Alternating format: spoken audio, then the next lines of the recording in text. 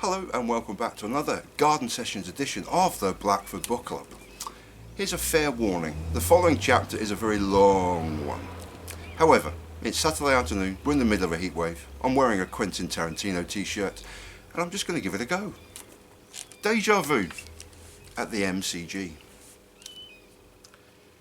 Rising from my Boxing Day slumbers, after a lovely day with my teenage son and turning on the telescreen, I was immediately struck by a sense of déjà vu, a sensation that would pervade my thinking throughout the morning's play before hitting every England fan like a freight train in the evening session. I searched in vain for a black cat, and sadly Trinity wasn't available to join me for the cricketing action live and direct from Melbourne, and even Morpheus refused my telephone calls. The signs were not looking good. I may have been asleep, half asleep maybe, but as soon as I turned on the television, the déjà vu really began to kick in, and I was beginning to regret my reasoning for purposely waking myself from Morpheus's dream world. For the last 8 hours, 3 cricketing sessions, or even acts if you wish, there wasn't a black cat in sight, and perhaps my sleep deprivation has me searching for answers inside a matrix, and a matrix seemingly curated, created and constructed by an Australian. Déjà vu was all around us, from ball 1 until the last act, that last hour of play, and one of the many final nails in England's Ashes coffin. I kept searching for that black cat all night, and I couldn't find her, but if you ask England captain Joe Root tonight about black cats, he'll swear blind he's seen them for the entire duration of his stay in Australia. His team have suffered bad luck for sure. They've been kept collectively in the field, toiling away in the energy-sapping heat, and they've collapsed under the immense weight of playing for an Ashes series in Australia. They've won sessions but not days. They've impressed in small passages of play, but not come anywhere near the ultimate goal of winning a test match. As you'll read on below, there have been more recurring sessions of backs to the wall, dogged determination and chinks of encouraging light. But that light has been there to blind us all from the truth. Australia are rampant and England are the rampaged. Hour after hour, session after session, day after day, test match after test match. Déjà vu, anyone? As with the start of yesterday's play, today's was delayed by 30 minutes, and rather than the inclement weather of yesterday, this morning was due to that pesky, invisible threat we all face, and the tedium it now thoroughly induces. Déjà vu. In every respect, and as soon as play got underway at midnight local UK time, England were under the strange spell cast upon a sleepy Englishman half a world away. For good and for ill too, for both of us, the good, the bad, and indeed the ugly. Traditionally, every drama, be it a play, film or magic trick, comes in the form of 3 acts, and so does Test match cricket. These acts are called sessions, and déjà vu enveloped them all again today. Yet again, this morning was a backs-to-the-wall performance from England, and yet again there was a good, bad and ugly side to it. They again won the first hour of play, and again they won the overall first session, as they restricted the usually free-scoring Australian team to just 70 runs, and for the fall of 3 precious wickets too. 70 runs in a session for Australia is almost unheard of, and so is losing both marquee wickets of Marnus Labuschagne and Steve Smith in a single session of cricket. Again, England won an opening session in this Ashes series, but acts 2 and 3 today were as predictable as they were eerily familiar. Déjà vu, anyone? Labuschagne and Smith were dismissed by England's bright bowling lights in the morning's play, and in Jimmy Anderson and Mark Wood, England had a modicum of hope at lunch on day 2. Anderson, nearing 40 and England's long-term talismanic bowling leader, was magnificent in the session prior to lunch, bowling 6 overs for 5 maidens, 1 wicket for just 1 run. In the afternoon session, or Act 2, he grabbed 2 more deserved wickets, opener Marcus Harris, who played well for his 76, and the Aussie skipper Pat Cummins, who crashed a quick 21 as the innings drew to a close. The bustling and brilliantly eccentric Mark Wood took 2 wickets, and the highly prized wicket of Marnus Labuschagne too, but was bowled too sparingly and in only 2 overbursts, and therein lies one of the aspects of the bad in our 3-act structure, and within it cinematic nods to both The Matrix and Sergio Leone's Western masterpiece. Try as I might, I couldn't find that damn black cat, but the good of England's display was all but over as we entered today's second act, the afternoon session, but there were echoes of the bad and the ugly in the remainder of the morning session too, and way before the explosive end to today's play. Even with Wood and Anderson bowling so well, skipper Joe Root had a restrained attacking field and only inserted a third slip 20 minutes before the lunch break. Jack Leach, hero of Headingley and mad professorial lecturer in his batting glasses, was given a couple of overs before lunch, and Déjà Vu reared its ugly head immediately as skipper Root scattered the defensive field to all parts, and I believe Zach Crawley and one or two other fielders are still wandering around downtown Melbourne in search of a route back into the MCG. Hardly instills a high degree of confidence in your spinner when you dispatch riders to all parts of the ground simply to keep the score down. It's a tired old script in a tired old screenplay, and talking of tired and the flogging of dead horses, Ollie Robinson.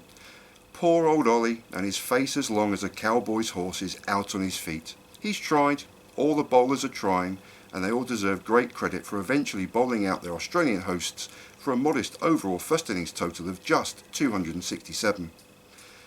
Robinson's woes, lack of fitness or a very definite injury, has, along with Déjà Vu, been with us since the very first morning of the entire series, and despite Anderson's and Wood's heroics, everything, including the ever-repeating pattern of a black cat-induced bout of Déjà Vu, would herald the most magnificent of final acts today.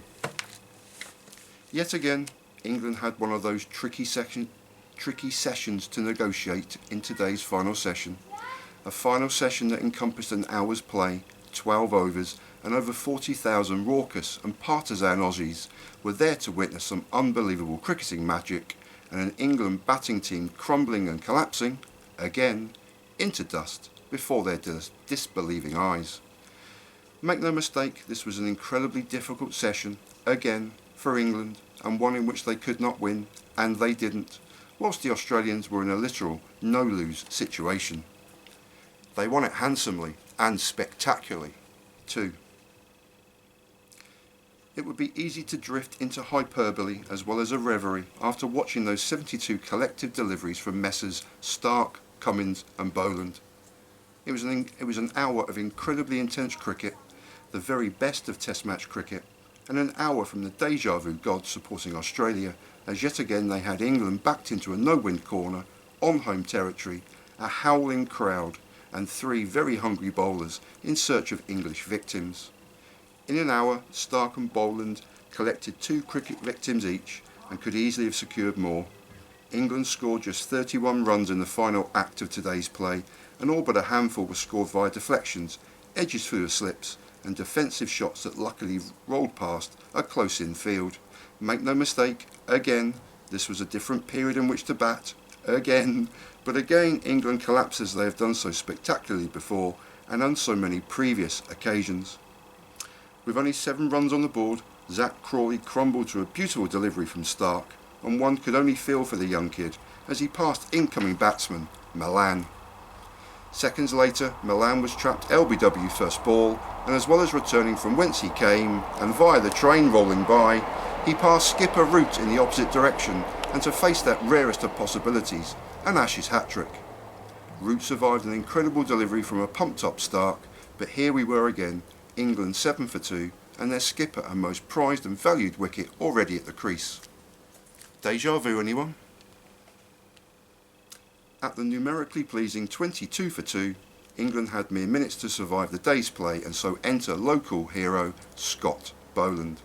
First he tempted dogged opener Hazib Hamid, and he obliged by edging to wicketkeeper Carey and was out for 7 before 2 balls later the mad professor himself, Jack Leach, was castled and bowled by a roaring Boland on his home ground.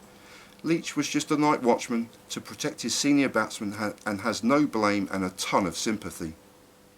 Another England player in a no-win situation. Stokes joined his skipper and they inched their way to a limp 31 runs for 4 wickets at the end of play stumps, and thus ending an absorbing and thrilling day of Test match cricket.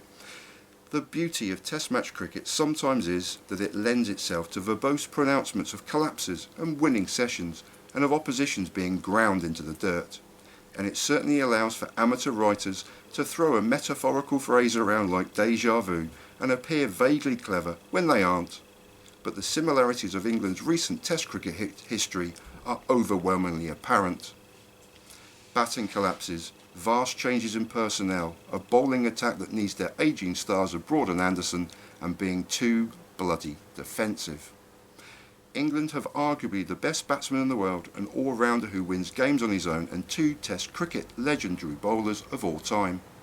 As a fan, I could easily criticise, again, the defensive fields, defensive bowling, and the now legendary painful batting collapses. As an observer of a mad world, I could also note the points I made in my original articles on the first Test, of under-preparation and bio-bubbles, and the craziness this induces in players on both sides. Or I could lazily point to déjà vu and worry for my sanity, and of that black cat that I do not own, but which stalks the corridors of my mind. Blimey, but here's the positivity rub. It's all or nothing time. Either England, with their marquee stars of skipper Root and all-rounder Stokes, dig in and set the foundations for a minor total for the Australians to chase, but chasing against a fired-up Mark Wood and a Jimmy Anderson needing a final hurrah and final goodbye to the MCG. Or they fold like a pack of cards and the Test match is over before the lunch break tomorrow. But if I rise from my slumbers later to hear tales of yet more non-cricketing tests being failed, or fears for the actual cricketing test itself, or indeed fears for the last 2 actually taking place, that may well be a piece of déjà vu too far. We need this sporting theatre, however painful, to continue, even if England collapse again. The collective psyche needs this normalcy. It would be rather nice to see England set Australia 120 to win and see the steam coming out of the ears of Mark Wood. He might even get to ride his horse again. The affectionately known Woody does indeed have a horse, but it lives in the netherworld along with that black cat that I don't own, as well as the fantasies of a saner world, and Jimmy Anderson ripping the heart out of the Australian batting order tomorrow afternoon for a famous victory. It's the hope that kills you. Or maybe it's just the déjà vu. A very long chapter from a book I'm immensely proud of, Ashes to Ashes. Oh, there were a couple of stumbles, but, well, we'll see. It's a Saturday afternoon, we're in the middle of a heat wave. I'm sat here looking at a camera and looking at you. And thanks very much for watching. If I produce this and send it out. Peace and solidarity. And thanks very much for watching.